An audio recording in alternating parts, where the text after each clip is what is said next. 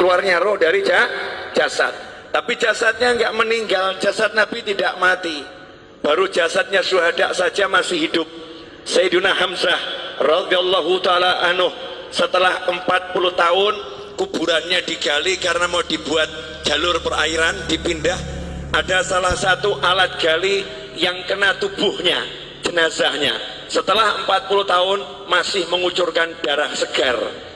Setelah 40 tahun masih mengucurkan darah segar. Itu paman Nabi dan sahabat Nabi. Sama Allah dimuliakan seperti itu. Apalagi Nabi Muhammad sallallahu alaihi wasallam. Di dalam Al-Quran jelas disebutkan orang-orang yang meninggal di jalan Allah. Jangan kamu kira mereka meninggal.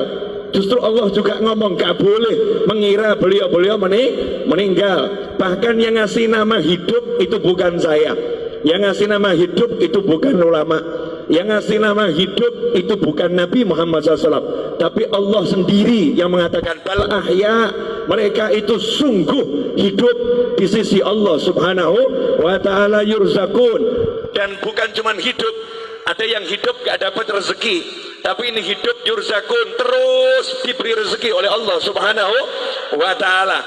Itu baru kerasnya orang-orang yang syuhada. Lantas bagaimana dengan kelasnya imamnya para syuhada, imamnya para nabi, imamnya para rasul, yaitu baginda Muhammad sallallahu alaihi wasallam. Jadi rasakan dulu, jenengan semua, anda semua, kita semua punya nabi yang hidup di alam sana, yang bekerja di alam sana, yang bergerak di alam sana, gak pernah berhenti, terus memantau umatnya. Termasuk sore hari ini menerima sholawat dan salam jenengan semua. Diterima itu sholawat dan salam, karena ini kiriman ya, diterima oleh Nabi Muhammad SAW. Bahkan jelas alamatnya dari mana. Nah itulah bejonya saya, Majlis Ar-Raudhah. Padahal ini maulid Jamuri, betul ya? Nah tempatnya Majlis Ar-Raudhah, yang ngirim Jamuri, yang ngirim Jamuri dan kawan-kawan semua dapat dicatat oleh Nabi Muhammad Sallallahu Alaihi Wasallam. Nah kalau udah seperti itu, apa keuntungan yang didapat? Ini banyak orang yang lupa, banyak orang yang nggak paham, banyak orang nggak ngerti. Di zaman Nabi Muhammad SAW ada sahabat namanya Jabir bin Abdullah radhiyallahu taala anhu. Sahabat Jabir ini punya kebun kurma dan dia punya hutang kurma, kurma. Masalahnya utangnya sama Yahudi yang benci Nabi, benci Islam. Karena tidak setiap Yahudi benci. Ya, Yahudi itu bangsa. Istri Nabi Sayyidah Sofiyah juga seorang Yahudiyah. Yang dibenci itu adalah ajarannya Yahudi yang memusuhi Islam. Lah ini udah ajarannya Yahudi, orangnya Yahudi pula. Bencinya sama Nabi luar biasa. Ketika melihat ada satu sahabat punya hutang, belum bisa bayar, maka Yahudinya senang. Ini saatnya untuk menghina sahabatnya Nabi. Ini saatnya untuk merendahkan sahabatnya Nabi Muhammad Sallallahu Alaihi Wasallam. Maka datanglah Yahudi ke kebunnya Jabir bin Abdullah radhiyallahu anhu untuk nagih utang. Ibu-ibu pernah diparani, ditagih? Tahu rasanya? Diparani gak punya duit, enak rasanya ya. Diparani sama orang yang badannya mungkin gede-gede, mungkin badannya tidak enak dilihat, wajahnya serem, itu tidak seberapa. Tapi kalau yang nyamperin ibu-ibu mulutnya cerewet, itu luar biasa. Ada membayar kapan utangmu? Utang kau dibayar. Wah itu lebih dari pria-pria yang badannya besar itu. Yang cerewetnya luar biasa. Kalimatnya menusuk dan merobek-robek jiwa dan menyebabkan ibu sakit hati ketemu orang yang seperti itu. Hari itu Yahudi datang ke tempatnya Jabir. Nabi Muhammad SAW dimintai tolong sama Jabir, ya Rasulullah, tolong utang saya ini biar bisa ditunda, dibayar tahun depan. Yahudinya diajak bicara. Nabi ngajak sahabat. Ini kerennya di sini, hebatnya di sini. Ada satu teman Nabi, sahabat Nabi punya utang. Uangnya buat bayar gak cukup, kebunnya buat bayar gak cukup. Nabi Muhammad SAW tidak duduk di rumahnya, tapi Rasulullah SAW ngajak sahabat-sahabatnya, yuk kita ke rumahnya Jabir, ayo kita ke kebunnya Jabir. Kasihan itu, Jabir digeruduk Yahudi, Jabir disamperin Yahudi. Ini Yahudinya lagi nagih Jabir, mau menghinakan Jabir. Berangkat Nabi Muhammad SAW bersama sahabat. Kemudian Rasul sendiri yang ngajak ngomong bicara si Yahudi. Artinya Nabi SAW tokoh masyarakat, Rasul punya jabatan, punya kedudukan, mau membela orang yang ditagih hutang, mau membela orang yang terlilit hutang. Saat itu Nabi belum punya duit, karena Nabi kalau punya duit tekno didom langsung, dibagi-bagi langsung habis. Apa sabda Nabi buat orang yang terlilit hutang? Kadang ini mubalih nggak paham, kemudian menyebutkan hadis yang seakan-akan orang meninggal punya hutang itu sengsara. Salah. Dulu Nabi Muhammad SAW bersabda, siapa yang meninggal punya hutang, saya tidak akan sholatkan jenazahnya. Maksudnya bukan karena benci. Nabi tidak mau nyolatkan jenazahnya dulu, minta sahabat yang punya duit, beres no ini, bayari hutangnya, sehingga masuk kubur udah selesai, gak ada hutang piutang. Kalau kita alhamdulillah sudah niru, kalau ada hutang piutang jadi tanggungan saya, tanggungan kami atau keluarga. Jadi Nabi nggak mau SAW ada umatnya yang meninggal dalam keadaan masih punya hutang. Makanya Nabi ngomong sama sahabat, tidak, saya mau mulai sholat dulu sebelum hutangnya dilunaskan. Tapi begitu Nabi punya hutang, apa sabda Nabi Muhammad SAW? Siapa yang meninggal punya hutang? Nabi punya uang ya. Siapa yang meninggal punya hutang? Saya yang bayar hutangnya, saya yang lunaskan uangnya. Kalau dia nggak punya hutang, biar uangnya milik ahli warisnya. Kalau punya hutang, aku yang bereskan. Mana konglomerat sekarang yang berani ngomong begitu? Mana saudara yang berani ngomong begitu? Mana umat Islam yang berani ngomong begitu untuk orang yang tinggal di satu kampungnya? Yang di kampung ini yang punya hutang, kalau meninggal aku yang lunaskan. Mana yang seperti itu? Nabi Muhammad SAW bangkit membela sahabatnya, diajak ke rumah Jabir. Sampai di situ Nabi ngomong langsung sama yang namanya Yahudi. Yahudi, gini aja, kalau boleh pembayarannya ditunda, diundur, kasih perpanjangan waktu. Yahudinya ngomong, ya Abul Qasim, wahai Abul Qasim, julukan Nabi Muhammad SAW, wahai Abul Qasim, tidak bisa, hari ini juga harus dibayar. Bro, kalau jenengan ditagih utang 5 miliar, hari ini harus dibayar. Ngeluh atau enggak ngeluh? Ngeluh ya. Punya uang cuma 100.000, tagihannya 5 miliar. Pusing atau enggak pusing? Pusing. Lah ini Nabi Muhammad SAW datang, kasusnya begitu. Kebun kurma ini buahnya cuma sedikit, hutangnya bertonton, jadi nggak mungkin bisa dibayar. Maka Nabi mengatakan kepada Yahudinya, tunggu sebentar. Kemudian Jabir bawa kurma sedikit, disuguhkan Nabi Muhammad SAW. Itu adabnya sahabat. Kedatangan Nabi, sepunyanya apa ya disuguhkan. Ini Rasulullah, kurma muda disuguhkan. Setelah itu Nabi Muhammad SAW ngelilingi kebun kurmanya Jabir. Kebun kurmanya dikelilingi, dilihat muter, ya memang gak cukup. Jumlahnya buah kurma itu gak mungkin cukup untuk bayar. Maka Nabi SAW kemudian tanya sama Jabir, di mana biasanya kamu duduk-duduk di kebun kurma ini? Tempat yang biasa kamu gunakan untuk nongkrong. Kalau bahasa kita, gazebonya di mana?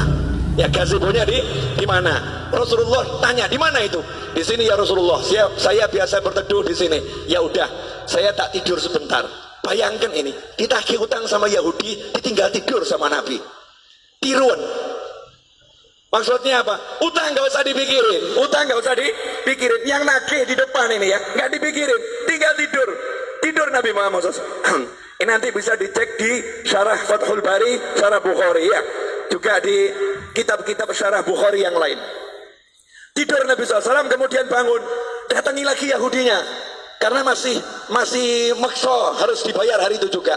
Rasul berkata, gimana, bisa enggak ditunda dulu pembayarannya, kasih perpanjangan? Tidak bisa, harus hari ini. Ya sudah, Nabi SAW keliling lagi, tawaf, ngelilingi kebun kurma, ditawafi. Setelah selesai ditawafi, Nabi bilang sama Jabir, sudah sekarang kamu panen tuh kurmanya, bayarkan.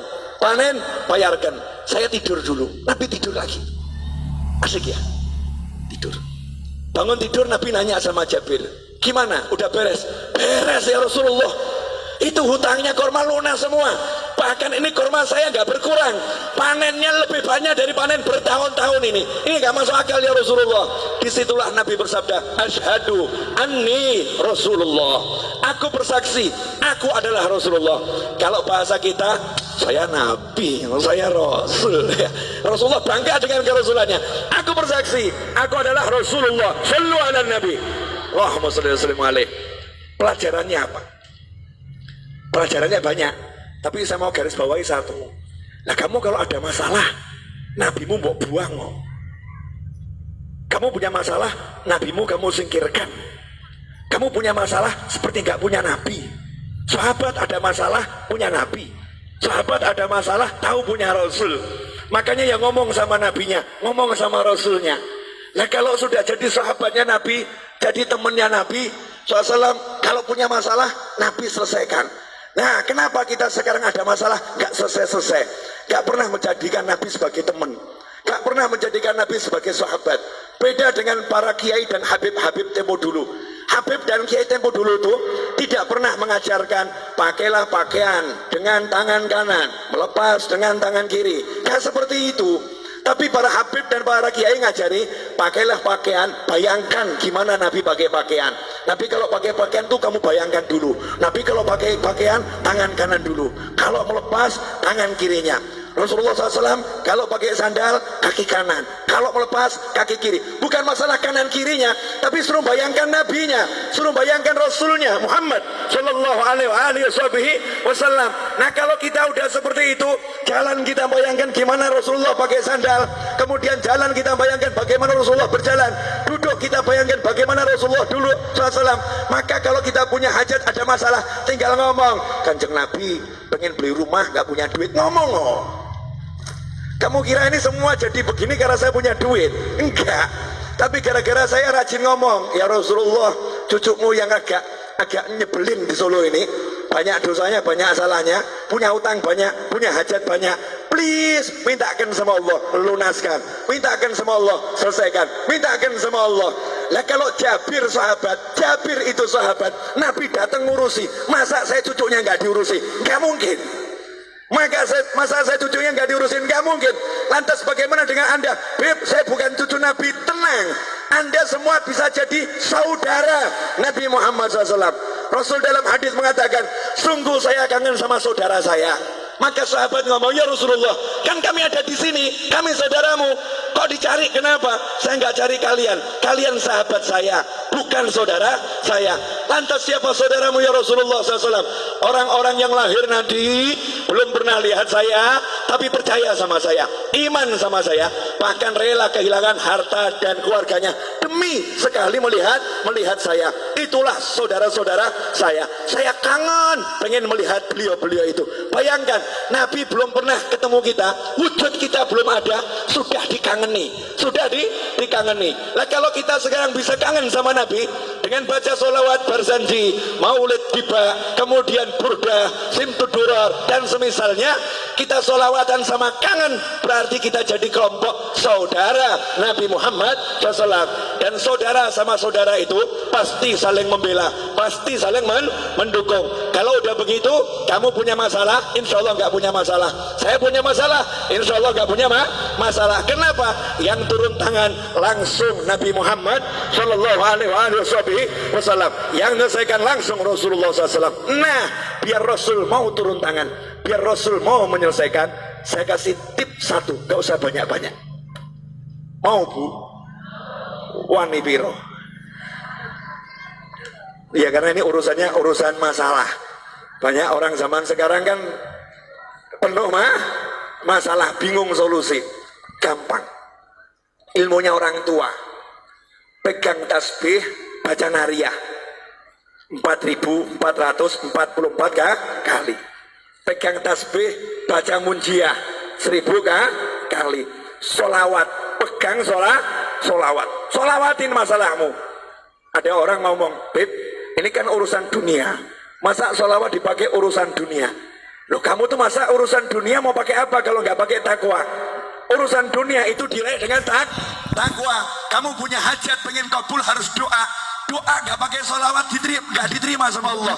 Sehebat apapun orangnya doa, nggak pakai solawat, nggak diterima sama Allah Subhanahu wa Ta'ala. Sehebat apapun orangnya sholat, nggak pakai solawat, nggak diterima sholatnya oleh Allah Subhanahu wa Ta'ala.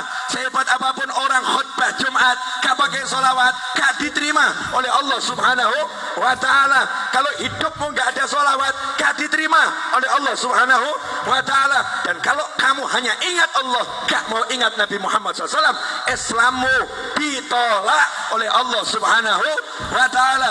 Sebelum minta apapun, suruh mengedepankan Allah Rasulullah, Allah Rasulullah. Dalam sholawat sudah ada semuanya. Allahumma sholli, Allahumma sholli. Sholawat itu nyebut Allah, nyebut Nabi Muhammad SAW. Nah, setelah kita banyak sholawat, awali doa dengan sholawat, betul? Setelah kita banyak sholawat, baru ngomong, ya Allah, ini loh hajat saya, ini loh masalah saya, selesai. Makanya orang dulu ngajari begitu. Cuman ibu-ibu pokil. Tahu pokil, Bu? Curang. Ya, merekayasa sholawat, kemudian mencurangi sholawat. Nariyah 4.444 kali dibaca berjamaah, satu orang ambil 5 jagung, 10 jagung. Saya nggak bicara fadilah. Kalau fadilah luar biasa, fadilahnya luar biasa. Kemudian protes sama kiainya, sama habibnya, sama gurunya. Saya udah baca nariyah berjamaah, tapi hajat kok nggak kabul-kabul.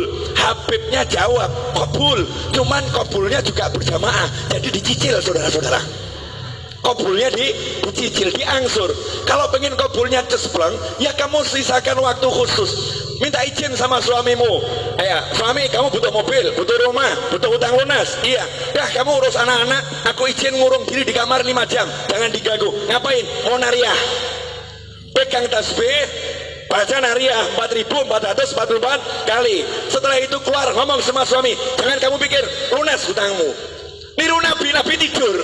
Nabi tidur, dah silahkan pergi kerja, gak usah dipikir. Main-main sama anak, gak usah dipikir, lunas. Suaminya nanya, lunas piye? Duit kono, tenang, Nabi yang bereskan. Lah caranya piye? Ojo takut aku. Caranya gimana? Jangan tanya saya. Janji Allah wa yarzuqhu min haitsu la yahtasib. Allah akan kasih rezeki dari arah yang enggak pernah diduga. Itu kalau kita pegangan sholawat. Dan tidak mungkin sia-sia orang yang berpegang sholawat. Lah sayangnya kita sukanya susah.